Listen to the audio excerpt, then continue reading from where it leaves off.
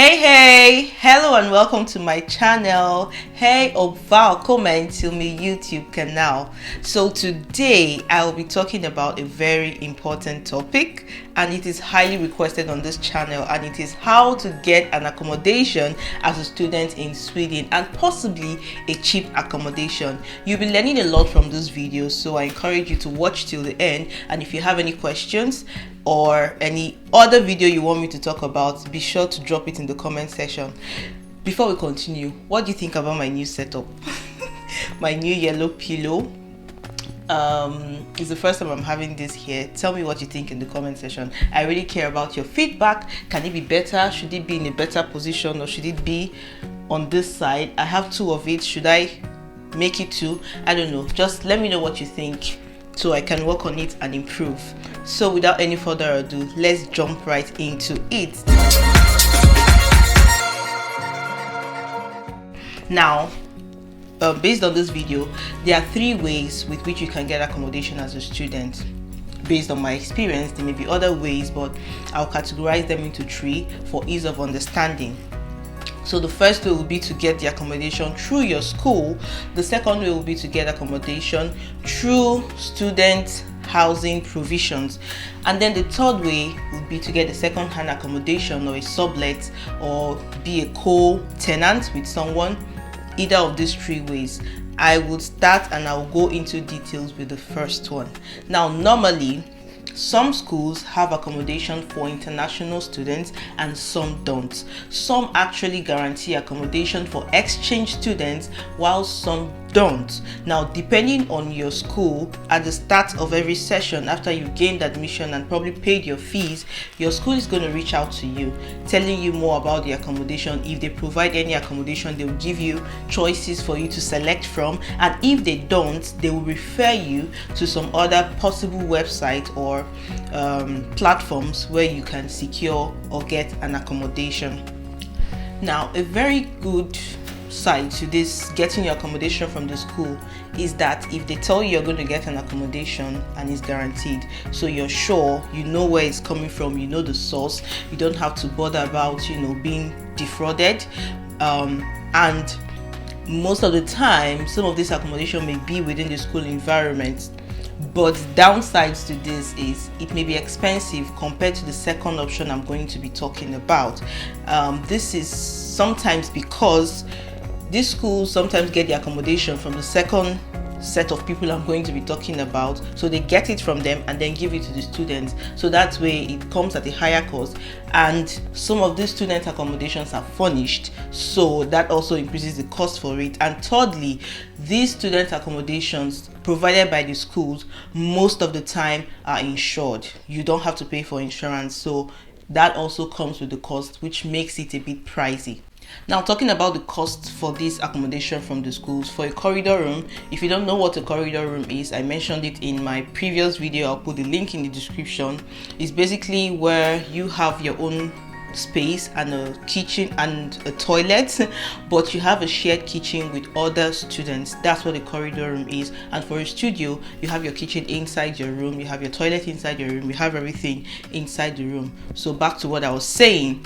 For a corridor room that you get from your school, I'm using Stockholm as a basis for these prices because Stockholm is arguably one of the most expensive. It's a capital city, so it's kind of the most expensive when it comes to accommodation. So for a corridor room from your school, you may be spending about 4,000 to 6,000 crowns or above, within that range. So this is the average price you get if you're getting an accommodation from your university, and this is what you should plan for. Moving to the second option, it's the student housing providers. Now, I will talk about Stockholm because Stockholm has one of the biggest student housing providers in the whole of Sweden, and that is SSSB. I can talk about this one with my full chest. I can talk about it a lot because I'm in Stockholm and I got this information a long time ago. I've even learned more about it, and I've stayed with them, with the housing agents for a long time. Why am I so passionate about SSSB? See, number one, it is cheaper Yes, as a student, a lot of times when you want to do something, you always consider costs. No doubt about that. It is cheaper compared to most accommodation you will get directly from your school. Remember, I mentioned that some universities actually get this housing from some of these agencies and then sublet it to students, and that was my case when I got here.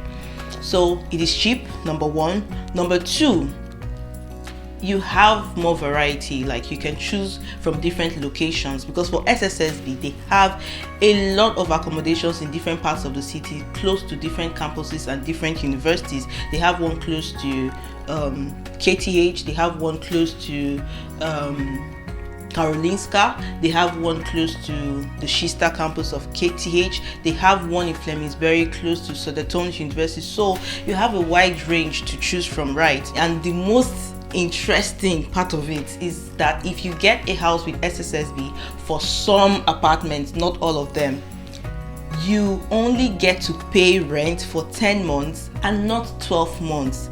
That's beautiful.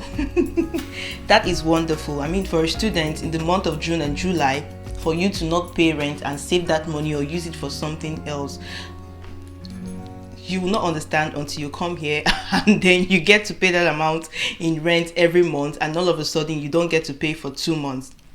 It's luxury, it's beautiful, it's amazing, and I think, I don't know what to say, but kudos to SSSB. But it is not for all accommodations, okay? When you're applying, it will be there. You'll see a number 10 with a circle when you're applying on their website. So why is it so cheap, you may ask?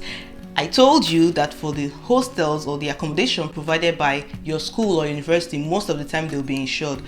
For the ones you get firsthand from SSSB, you get insurance for the first 2 months, but the other months you have to cover the insurance yourself. Now, it's not compulsory that you do, but in case there is an incident or there's a fire breakout, you're liable, and you're not going to get any compensation for any lost property, okay? So if you can get insured, fine, but a lot of students don't do that. I don't even know if some of them are aware or know why these accommodations are cheap. Another thing that makes it cheap is that a lot of the rooms in some of these hostels are not furnished, which is not really a problem for me, because the basic furniture you get in a corridor room is just probably your bed frame, your mattress, and then a table and a seat. That's what you get. The wardrobe is fixed whether you have a furnished room or not, and really you can really get a lot of these things almost for free on Facebook Marketplace if you're lucky.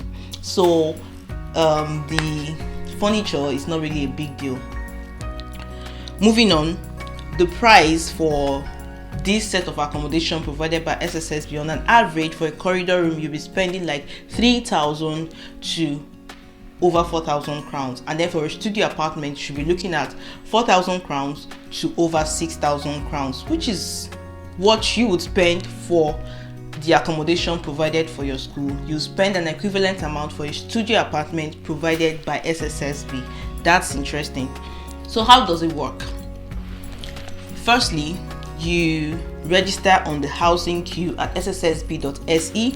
You don't need to be in Sweden to be registered on the housing queue. In fact, I'm going to give a story time to explain this process, how I got to know about SSSB. But let me continue with this. What you have to do: you register on the site, you start building your queue days, and then when you move to Sweden, you register for your school, you register with your student union, and then you can now apply for a housing if you see anyone and if you qualify. So when you apply for a housing with other people, depending on the number of queue days you have, the house is awarded the house is awarded to the person with the highest number of queue days. If you're lucky, your queue days are good enough to get you an accommodation, you'll be asked to send in some documents, mainly your registration documents from your school, and then probably if you're here for a long time, your results, whatever documents they ask, I'm sure you have them. So you submit those documents, and then you get a contract.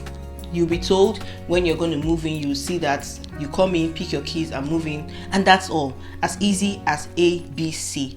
Remember, I told you that it is possible to register while you are still in your home country, and I actually encourage people to do this so that you start building your queue days. However, when you have queue days up to 60 days, 60 days is 2 months. When you have queue days up to 60 days, you have to put those queue days on hold, because you can't grow more queue days if you're not in a student union. So what you do is to pause it. You have between day 60 to day 90 to pause it, just in case you forget, or you're so busy you forgot you ever have anything like that going on. You're given a 30-day period to put those queue days on hold.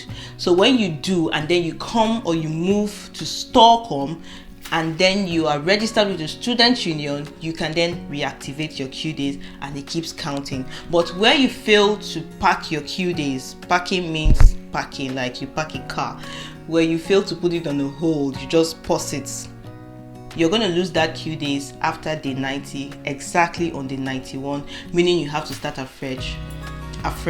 Trust me, 60 queue days is a lot, and it's going to make a lot of difference from you when you move to Sweden. Now to story time. Let me tell you how I got to know about all this.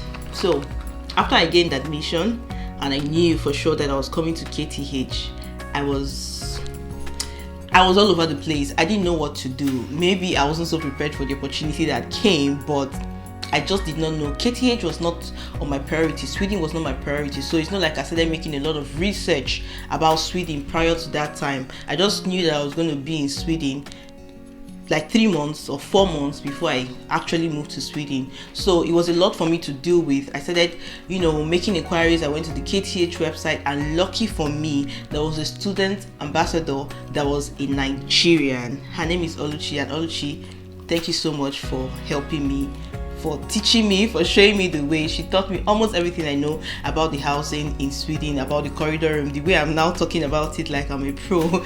She was the first person that told me about it, and believe you me, when she first told me about it, it was a bit not so clear, but as time went on, I got to understand. So again, thank you so much, Oluchi. Back to the story. So I reached out to Oluchi from the contact I got, and she was so gracious to offer me a time for a Zoom meeting. For me, it was strange that, okay, I usually have people, you send them questions, they respond to you, but she sent out a Zoom link for a meeting, and she fixed a time. In my head, I'm like, is this how Oyibo people is this how Oyibo people do their own things? Okay, so at the time of the meeting, on Zoom, thank God I was exposed to stuff like that. I was working, so I knew about stuff like that. So when it was time for the meeting, I joined, and she started explaining. I had a lot of questions. Oh God bless you, Oluchi. She was so patient with me. I had a lot of questions, the same questions I get now from a lot of you. Can I work in Sweden? What can I do? What should I bring? What should I do? I scattered that girl with questions that day, and she was so kind and patient with me, even though she had a stressful day.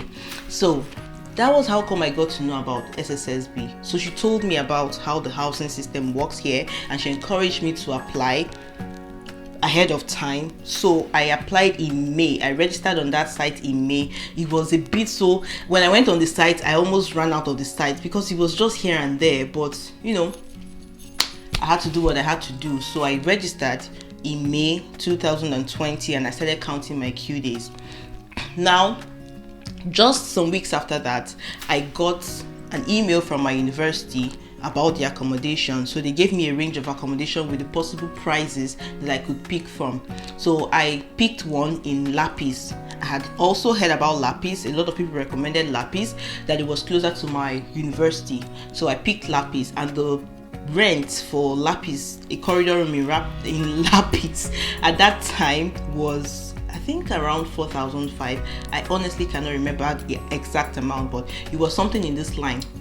So I got that accommodation from my school for 4,500. Of course, for me, because that was the first offer I was getting, I really could not compare to others. So I did not know if that was on the average okay, or if that was too expensive, or if that was just normal. But that was all I had, and I accepted the offer, and then I had to pay for the rent. But when I moved and I paid for the first time, was going to pay for the second time, I had to start thinking. I had to start, considering other cheaper options if they exist. And then I remembered what Oluchi had told me about, and I also remembered I had these Q days going. I had paused it before I moved to Sweden because Oluchi told me, okay.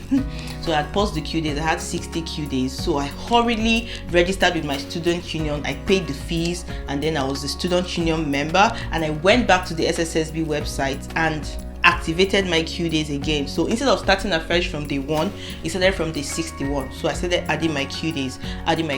So after my first month in Sweden, I had like 90 Q days already immediately. Brothers and sisters. Immediately I started applying for an accommodation with SSSB because I saw the same kind of corridor room I was living in for 3,000 crowns. I'm like, no, this is not real. I'm paying 4,500 and I'm going to be saving 1,500. Do people really know about this? Why the large difference? It was almost too good to be true for me, So I was lucky. The accommodation I got, with just about 92 Q days, I was able to secure my own accommodation with SSSB, which is where I still live till date, for that amount, 3,000 crowns. So I was able to save 1,500 crowns per month. Imagine me staying there, how much I would have spent over the course that I've been here. Just do the math.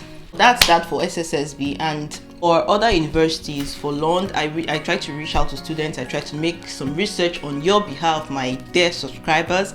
And I think for a lot of them, if you're coming in for the first time, the easiest way will be through the school. If your school provides an accommodation for you, it will be best just so you get settled in. You can consider it as temporary, just so you get settled in. Get the accommodation from your university, okay? So when you come, or you are going to make a research based on what I'm going to be discussing next, the other possibilities that exist with which you can get an accommodation as a student. The first one that comes to mind is Stockholm or Statist.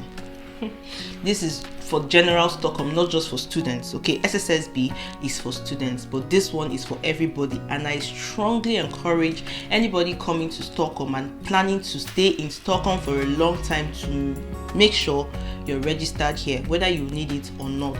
You get to pay a yearly fee of 200 crowns, but I think it's something you should join because in the long term it may come in handy for you, okay? So if you come, just join, browse about it, Stockholm Bostad, join the queue. There are also provisions for students, but I never used it, so I really cannot give first-hand information about how their system works. But it also works based on the queue days stuff that I described for SSSB. So if you can, join that, but that's a long thing. It's not something that would apply to you if you're just coming and you really need an accommodation or a place to settle down fast. Category I would be calling sublet or co-living or second-hand renting of apartments. For these kind of apartments, the rent could be a bit more expensive, or you could be lucky. If you're co-living in an apartment, maybe there's a big apartment with 3 rooms and maybe a shared kitchen, you can team up with people. That way the rent may be a bit cheaper, but not a lot of privacy, not so comfortable, but that's what you get if you co-live or you co-tenant with people. And this could also apply to non-students, okay? There are many, there are a plethora of sites available online for this, and I'm going to be putting a lot of them. But other websites that are popular is Blocket.se. When you go to the boosted section, you see different houses, so you can sort based on how much you have, you can sort based on the kind of apartments you want, you can sort based on the area. If I have the time when I edit this video, I'll probably just give you a glance of what it looks like, so you have an idea of what it looks like. Another website is QASA.se. Another website that a friend of mine got an apartment from. She's in London. I think this particular site applies to London, Malmo and environs around that area. The site is Bupulin.nu. She also mentioned AF Bostaden and a list of others too numerous to mention, but check the description or check my comments in the comment section. I would put a list of all of this so that you can take your time to go through it. And finally, something else that a lot of people use, it works for some, but I have also heard of not so good stories, is Facebook. There are many groups on Facebook that you can join where people advertise housing. Maybe someone that wants to sublet their apartment to someone else, but you should be careful. I do not want to go into details about this. It's possible you get an accommodation from Facebook, but please be very, very careful. If you can use this other stuff that I've mentioned about, perfect. I just feel Facebook should probably be like a last resort, or I don't know, but I really am not going to go into details. Finally, this is about it, but I would encourage you, first things first, if you gain accommodation and you're sure that you have the finances, you're sure you're going to move to Sweden, whatever university it is, I would advise you immediately go to the school's website, check for their student ambassadors. If you can find someone from your country or from your continent, I say that because it's easier for them to relate to you. I was so blessed to find Oluchi because she could relate to my struggles, she could relate to my questions. It's not like another student ambassador cannot help you, but hope that you find someone from your country. But if not, still ask whoever you find on the student ambassador website, ask some of these questions, what they know, how can they direct you, what should you do right ahead of time, so you know if there are other things. They could even say much more than I've said in this video. They could help you out. So that's just a tip that I have for you. And with this, I come to the end of this video. Again, as always, I say a big thank you to my subscribers. You guys are amazing. You guys are amazing. Thank you so much for your support. Thank you for continually watching my video, and thank you for all the nice comments that I get even in my DMs. I'm grateful, and I hope that I can keep doing more and more of this. Thank you so much, and I will see you in my next video. Hey, doll.